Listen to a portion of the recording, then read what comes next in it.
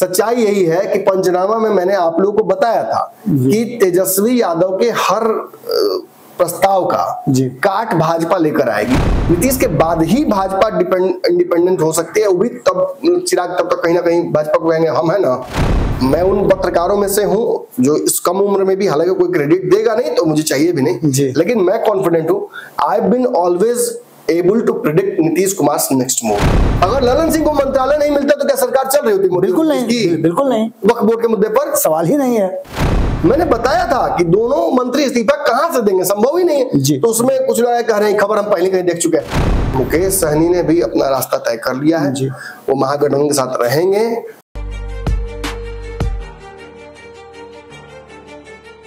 हम दोनों के उपस्थित होने के पीछे कुछ तो वजह होगी।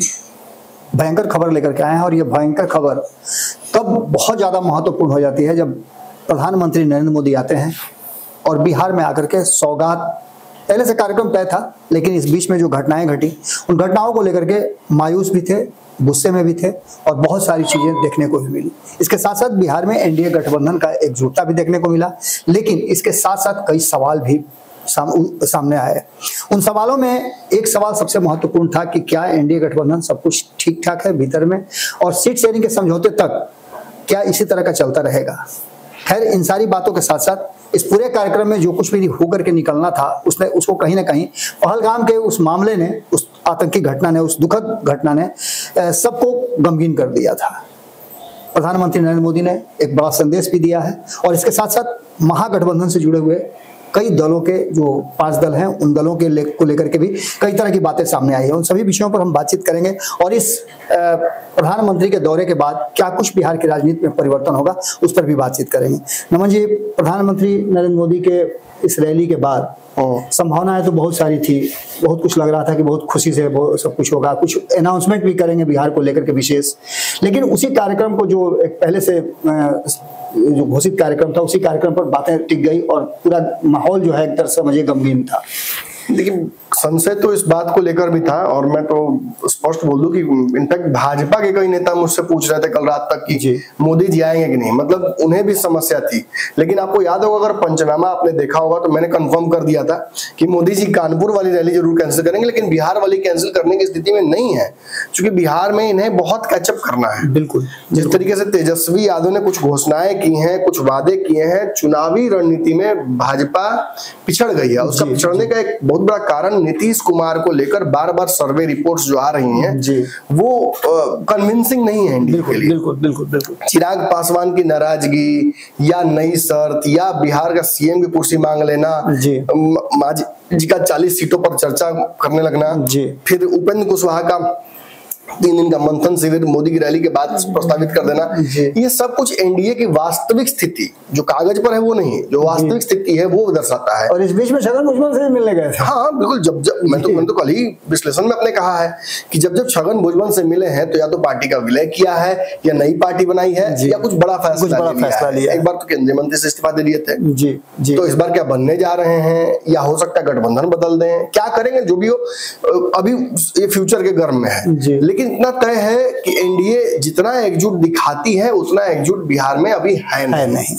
हाँ, सबकी अपनी मजबूरी है, तो हो सकता है कि ये गठबंधन चुनाव तक चला जाए और चुनाव लड़ भी ले इसी तरीके से, लेकिन आई डोंट सी कि बहुत प्रैक्टिकली मतलब एकजुटता या एक ऐसा माहौल दोनों के बीच में बनता हुआ 5 दलों के बीच में जिससे ये कहा जा सकता है कि कोई किसी का हनुमान है, कोई किसी का भाई है, कोई किसी का गोतिया है, पट्टार है, ये सब नहीं चलने वाला है।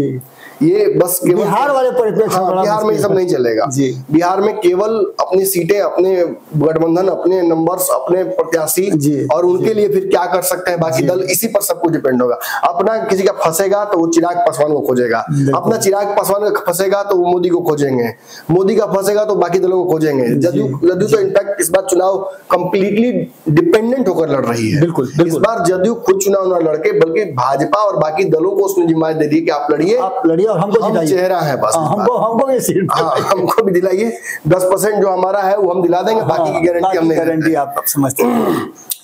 इसलिए थोड़ा डिफिकल्ट होता जा रहा है और एनडीए लीड लेती जा रही है। देखिए, अभी हाल ही में आपने देखा चिराग पासवान ने जो कहा उसको लेकर एनडीए बट गया। विजय सिन्हा अलग राग पर थे कि चिराग पासवान बन ही नहीं सकते हैं जी। फिर आपने देखा होगा कि भाजपा का एक बड़ा हिस्सा लग गया था कि नहीं चिराग जो चाहे करे जी। जीतन राम मांझी के पार्टी ने भी सपोर्ट कर दिया, बिल्कुल उपेंद्र कुशवाहा न्यूट्रल हो गए इन चीजों पर। अब खबर आई कल ही, आपने देखा उपेंद्र जब जीतन राम मांझी पहुंचे पटना एयरपोर्ट पर, उन्हें मिलना था जी गृह मंत्री से अमित शाह से, और मिलना भी इन रैली और सीटों को लेकर ही था, लेकिन चूंकि पहलगाम वाला हमला हुआ ऐसा, जिसकी वजह से उन्हें उस तरफ जाना पड़ा, तो उसकी वजह से उन्हें वापस आना पड़ा। और कम से कम रैली वाला कार्यक्रम तो हो गया। चिराग पासवान की भी ज्यादा नाराजगी रैली में नहीं, न्योता मिलने की वजह से थी जी। आप देखिएगा कि जदयू इस पूरी कार्यक्रम को नरेंद्र मोदी की हाईजैक कर लेती है। हाँ। आपको इससे पहले अगर आपने पंचनामा देखा तो ठीक है, नहीं देखा तो मत देखा कीजिए। बार बार एक ही कितना बार हम रेफरेंस, मैं रेफरेंस देते भी कभी कभी थक जाता हूँ। सच्चाई यही है कि पंचनामा में मैंने आप लोगों को बताया था कि तेजस्वी यादव के हर प्रस्ताव का काट भाजपा लेकर आएगी, और 21 से 22 ऐसी योजनाओं को चुनाव तक, कम से कम 21-22 और बहुत अच्छी लाभकारी योजना है बिहार के लिए देने वाले हैं, या उसकी घोषणा करने वाले हैं नरेंद्र मोदी, जिसमें से कुछ अच्छी खासी योजनाओं को आज देने वाली तैयारी थी। आपको याद होगा कि ये सरप्राइज करने वाले, हाँ बिल्कुल, और सरप्राइज क्या, नीतीश कुमार को बता दिया गया था कि आपको करना क्या है। आपने देखा होगा लगभग सारे योजनाओं को नीतीश कुमार ने ही बताया है। बिल्कुल ये नीतीश कुमार के चेहरे को भी मजबूत करने की कोशिश की गई है कि आप जो सर्वे में देख रहे हैं नीतीश कुमार को कमजोर मत समझिए, नीतीश कुमार हम हैं तब हम इनको सपोर्ट कर रहे हैं, और तभी बिहार में एनडीए है। तो कहीं ना कहीं नीतीश कुमार के परे भाजपा नहीं सोच पाना, ये भाजपा की कमजोरी भी दिखाती है बिहार में, और रिस्क लेने के जो ताकत है उसमें भी कमी दिखाती है बिहार में। जो भाजपा प्रचंडता से राज्यों में जीतती आ रही है, वो बिहार आकर नीतीश के अधीन हो जाती है। ये सत्य है, इस सत्य को टाला नहीं जा सकता है। नीतीश के बाद ही भाजपा इंडिपेंडेंट हो सकती है, वो भी तब चिराग तब तक कहीं ना कहीं भाजपा को कहेंगे हम है ना, तो हो सकता है सब। तो नीतीश ने भी अपने कैरेक्टर में परिवर्तन किया ना मंजी, आपने देखा होगा कि इससे पहले वो केंद्रीय योजनाओं को लागू करने में बड़ा कोताही करते थे, अपनी योजनाओं को ज्यादा आगे रखते थे, लेकिन ये पहला मौका था जब उन्होंने केंद्रीय योजनाओं का। नीतीश कुमार जैसा मैंने कहा कंप्लीटली अब डिपेंडेंट है बीजेपी पर, उन्हें अब इस बात का 100% या तो एहसास करा दिया गया है, या वो मानकर चल रहे हैं कि बिना भाजपा के उनकी नैया बांधने लगेगी, और किसी और गठबंधन में उनका दाल भी गलने वाला नहीं है। और आज के मतलब अगले जितने टर्म तक, या जितने दिनों तक, या जितने साल तक मुख्यमंत्री वो बने रह सकते हैं। अब वो भाजपा के हिसाब से या रहमो क्रम पे सब तो सही नहीं होगा, लेकिन भाजपा के सहायता से ही बने रहेंगे, ये कहना उचित होगा। और एक बार फिर से आज रिपीट किया ना मंजू, वही बात रिपीट किया है कि हम करते नहीं जाएंगे। अब तो उस रिपीटेंसी का कोई मतलब हालांकि बनता नहीं है, क्योंकि उनके पॉलिटिकल कैरेक्टर में अब वो एक ऐसा कहिए उसको, हमें ऐसा एक अविश्वसनीयता उसमें आ गई है कि उनके किसी बयान को कोई मतलब बनता नहीं है। फिर भी मैं उन पत्रकारों में से हूँ जो इस कम उम्र में भी, हालांकि कोई क्रेडिट देगा नहीं तो मुझे चाहिए भी नहीं, लेकिन मैं कॉन्फिडेंट हूँ। I have been always able to predict Nitish Kumar next move, और जब से मैं कहने लगा हूं कि बिहार इसमें इस बार नीतीश कुमार नहीं पलटेंगे, मतलब पिछली बार मैं कह रहा था पलट जाएंगे, तो सब लोग कह रहे थे नहीं पलटेंगे, अब सब लोग कह रहे थे पलट जाएंगे, तो मैं कह रहा था नहीं पलटेंगे। और दर्शकों को ये बात याद रहनी चाहिए, इसीलिए मैं बार बार अपने पंचनामे या किसी खबर में कहता हूं कि मैंने कहा था, और दावे से कहूंगा। अगर किसी को बुरा भी लगता है तो उससे कोई फर्क नहीं पड़ता है। जो खबरें आप तक मैं हर बार लाता हूं, इन खबरों के लिए कई लोगों से दुश्मनी करनी पड़ती है, कई लोगों से रिश्ता खराब करना पड़ता है, कई पत्रकार और कई पॉलिटिकल पार्टियों से डायरेक्ट 1-to-1 दुश्मनी मुझे लेनी पड़ती है, और जिसके खामियाजा मुझे आज भारत लाइव के 1 मिलियन जो सब्सक्राइबर वाला चैनल है उसे खोकर चुकानी पड़ी है। तो मैं कम से कम यहाँ मुंह चोर नहीं बनूंगा कि मैं बताऊं। मेरे देखा देखिए अगले दिन आप दूसरे चैनल पर खबरों को देखते हैं और जाकर सत्यापित करते हैं कि ऐसा ऐसा हो गया। किसी ने कहा कि वो किसी पत्रकार ने बिहार के चलाया था कि दोनों मंत्री मोदी कैबिनेट से इस्तीफा दे देंगे, दे दिया। मैंने इसका काट चलाया था जब मुझे किसी ने भेजा कि 2 मंत्री इस्तीफा दे देंगे, 2 ही मंत्री तो है जदयू से, इस्तीफा दे देंगे। मैंने उससे पहले आप लोगों को बताया, आंधे हो गए हो तो मैं नहीं तुम्हारे अंधापन का इलाज करने के बैठा हूं। लेकिन जब मैंने पहले ही कह दिया कि ललन सिंह नीतीश कुमार को कन्विंस करने जाएंगे कि आपको बने रहना चाहिए, यही ललन सिंह को अगर मंत्रालय नहीं मिला होता तो आज सरकार गिर गई होती। और नमन जी पंचायती राज का कार्यक्रम, मैं सिंपल सी बात कह रहा हूँ, छोड़िए पंचायती राज, अगर ललन सिंह को मंत्रालय नहीं मिलता तो क्या सरकार चल रही होती? बिल्कुल नहीं, बिल्कुल नहीं। वक्फ बोर्ड के मुद्दे पर सवाल ही नहीं है। ललन सिंह जाकर इस्तीफा दिलवाते नीतीश कुमार से, इस्तीफा दीजिए, पलटी है। लेकिन अब वही चोर को पहरेदार बना दिया गया है। बिल्कुल, भाजपा ने बहुत सा खेल खेला है। क्लास के सबसे उद्दंड बच्चे उठाए, चलिए उठिए आप आज से मॉनिटर, पूरे कार्यक्रम को उन्होंने मॉनिटर किया भी है। और इसलिए तो हाईजेक, और इसलिए चिराग नाराज है। हम हनुमान तो तू कैसे हनुमान जी, नया हनुमान तू कैसे हो गया जी? ये आप समझिए राजनीति को। और मेरे से बेहतर को समझा दे तो जाइए, छोड़ के अनसब्सक्राइब और डिलीट मार दीजिए चैनल को। मैं गुस्सा मेरा जायज इसमें बहुत वाजिब है। मुझे ही अपनी बातों का देना पड़ता है, मुझे सत्यापित करना पड़ता है। कोई मूर्ख आपको समझाता है कि रात में कि प्रशांत किशोर प्रधानमंत्री बन जाएंगे तो आप मान लेते हैं, उस पर जाकर कोई कमेंट नहीं करता है। गाली तो बहुत पड़ता है, गाली की बात नहीं कर रहा हूँ, गाली तो खूब उनको पड़ता है। तथ्यात्मक तौर पर कोई क्यों नहीं कहता कि तुम दलाली कर रहे हो? लेकिन जो लोग आपकी बातों को मानते हैं ना जी, वो खुल करके आपका समर्थन भी करते हैं। अधिकांश लोग ऐसे ही है, कुछ लोगों के चलते तो नहीं। दर्शकों को छोड़ दिया जाए तो सच बताता हूँ, मेरे साथ कोई खड़ा नहीं रहता है। बिल्कुल, ये सच है। इस दुख की गाड़ी में भी जो मेरे साथ इतना बड़ा घटना हुआ, तब भी इन दर्शकों ने ही सहयोग किया। तो कुछ गिने चुने लोग ही आते हैं आकर के आपकी बातों को लेकर के कुछ दूसरे जगह जाकर के उसको प्रसारित करते हैं। खैर हम भी से अंतर नहीं होंगे, लेकिन ये मेरा इस मामले में कहना था कि निश्चित ही अब वो पहले वाली परिस्थिति नहीं रही। नीतीश भी जानते हैं, भाजपा भी ये मानकर चल रही कितने दिन तक। बिल्कुल, तो एक अंडरस्टैंडिंग सी बन गई है और इस अंडरस्टैंडिंग को बिगाड़ना कोई चाहता नहीं है। लेकिन जिसका जो औदा है इस गठबंधन में, वो उसी में अपने आप को मजबूत देखना चाहता है। जी माझी जानते हैं कि 6-7 सीट नहीं 10 सीट कम से कम मिल जाता तो ठीक रहता, बाकी वो बोलेंगे 40। जी निश्चित रूप से। उपेंद्र कुशवाहा के साथ समस्या ये हो गई है कि उनको केंद्र में मंत्री पहले तो बनाइए, बाद में सीट की बात हो। अभी तो कहीं है ही नहीं, 3 में 13 में वो राज्यसभा के सांसद नहीं आए हैं। राज्यसभा के सांसद के तौर पर मोदी के मंच पर भी उनकी जगह नहीं बनती है। बिल्कुल, क्या जगह बनती है? कोई जगह नहीं बनती है। आपका ना बिहार में एक मंत्री है ना वहां है, पार्टी भी आपकी नहीं है। जी पहला चुनाव है आपकी पार्टी का। बिल्कुल, तो ये दरअसल निश्चित ही एक ऐसी स्थिति है जिसको कागज पर समझाया जा सकता है, उसको इस तरह से विश्लेषण में ही समझाया जा सकता है। सबसे ज्यादा असमंजस में अगर कोई है तो उपेंद्र कुशवाहा है।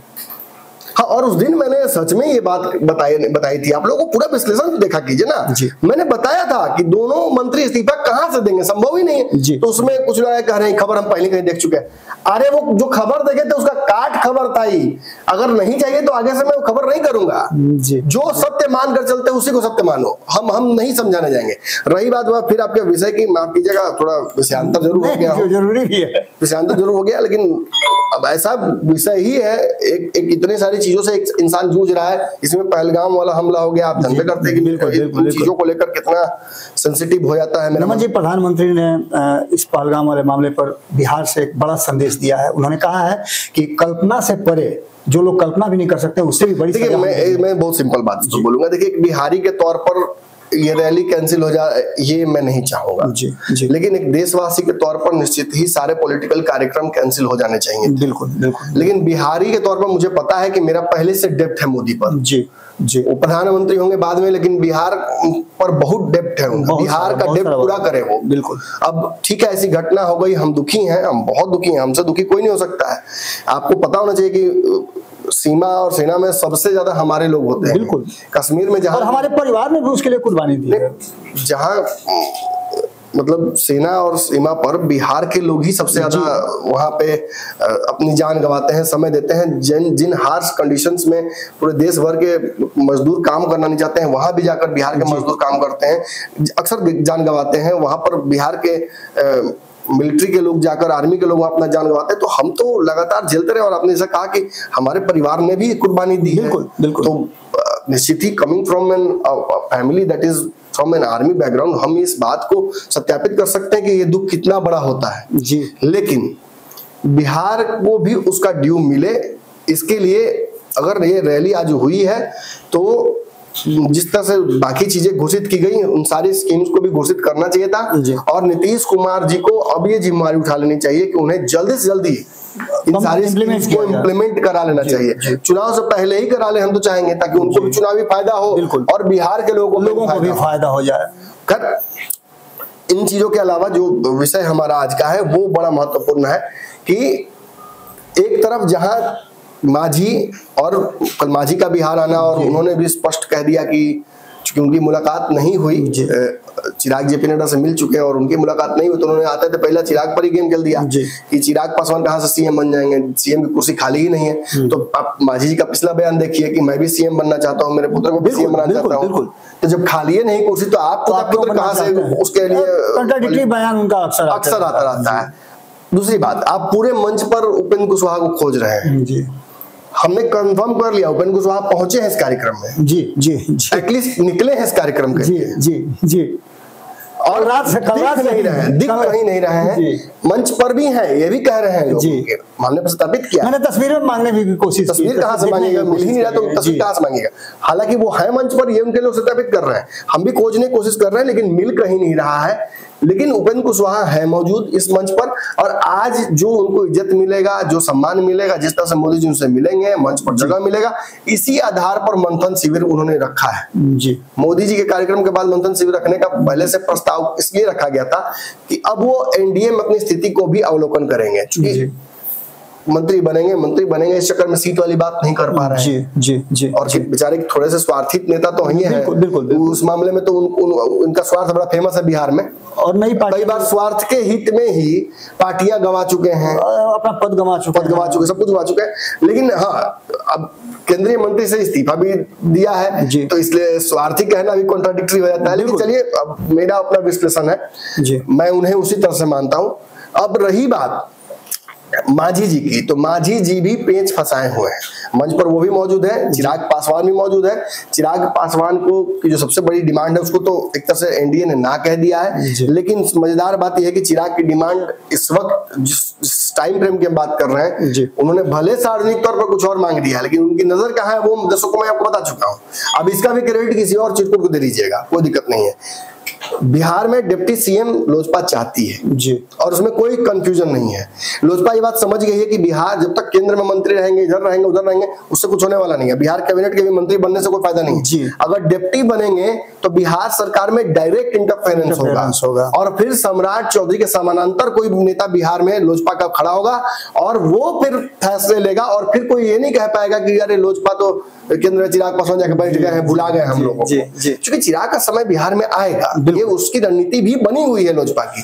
अभी वो रणनीति का समय नहीं, और लंबी राजनीति भी करनी है। जदयू के सांसदों पर सीधे डिपेंडेंट है मोदी जी की सरकार, तो चिराग नहीं चाहेंगे कि अपना वो 1 रुपए का सिक्का उठाने के चक्कर में किसी का पूरा बैंक गिरा दे, बिल्कुल वो नहीं होना चाहिए, और गठबंधन धर्म भी नहीं कहता है। अब रही बात मुकेश सहनी की, तो जहां बिहार में इतना बड़ा ये कार्यक्रम हो रहा है, रैली हो रहा है मोदी जी का, उसी वक्त विपक्ष भी बिहार का अपनी बैठक कर रहा है, और सीटों को लेकर ही बैठक हो रही है। 24-25 तारीख को जो महागठबंधन है बिहार की, इसकी भी बैठक प्रस्तावित थी, और आज सदाकत आश्रम में भीड़ जुटने लगी है। जिस वक्त आप ये खबर देख रहे हैं उस वक्त आधी बैठक संपन्न हो चुकी होगी, और उसमें मजेदार बात यह है कि जो पिछली बैठकों में आपको एक चेहरा नजर नहीं आया था, वो इस बैठक में चेहरा कंफर्म हो जाता है, कंफर्म हो गया है। आप पहुंच चुके हैं सदाकत आश्रम में, मुकेश सहनी पहुंच चुके हैं, मुकेश सहनी की टीम पहुंच चुकी है। मजेदार आपको एक इनपुट खबर दे देते हैं, उनके कई प्रत्याशी भी पहुंचे साथ में उनके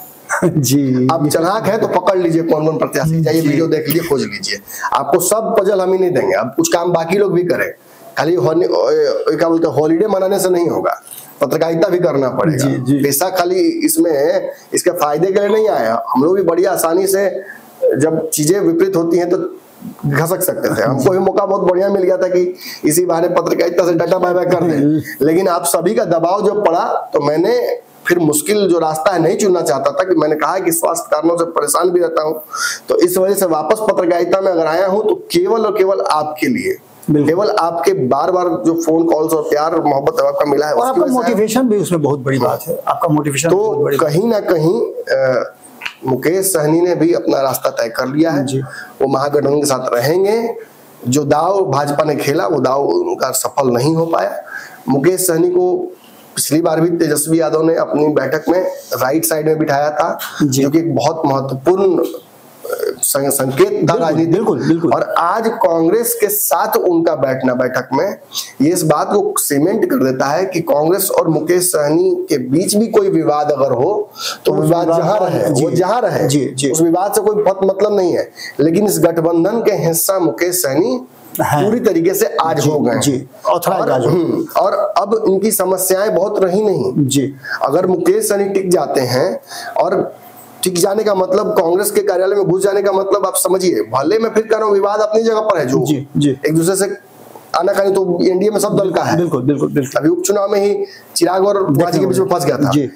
लेकिन आज सदाकत असल में मुकेश सहनी का घोषणा एक बहुत बड़ा मैसेज है जो नमन मिश्रा आपको समझा देता है जी। ये मैसेज ये है कि सीट बंटवारे को लेकर जो पेंच फंस रहा था कांग्रेस की तरफ से, उसे भी रिजॉल्व कर लिया गया है। मुकेश सहनी को जो उनकी डिमांड की सीटें हैं उतनी तो नहीं मिलेंगी, लेकिन एक सम्मानजनक और एनडीए से बेहतर ऑफर उनको दिया जा चुका है।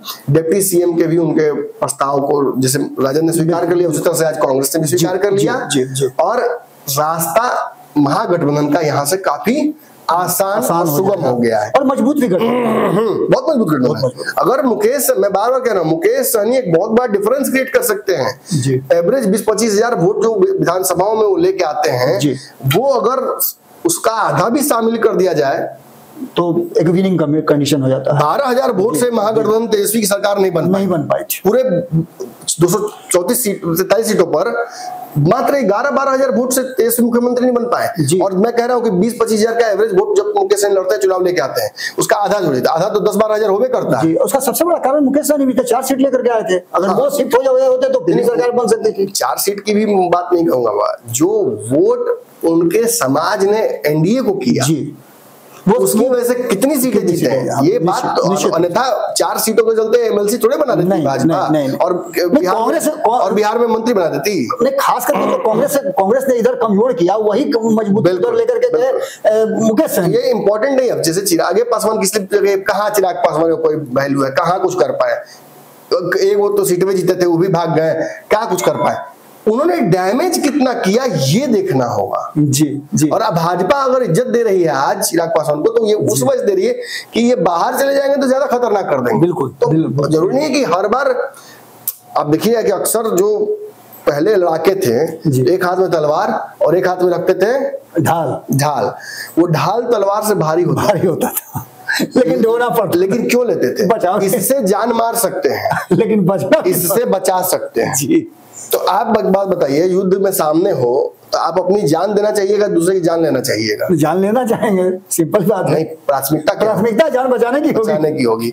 तो वही बात है, भारी जरूर होता है लेकिन रखना पड़ता है। इसीलिए मैं कहूंगा कि ये सेफ्टी शील्ड हो जाएंगे। मुकेश सहनी अगर आते हैं, आते क्या है, वो आ गए हैं, और अब इधर तो जाने का बहुत मुझे चांसेस नजर नहीं आता।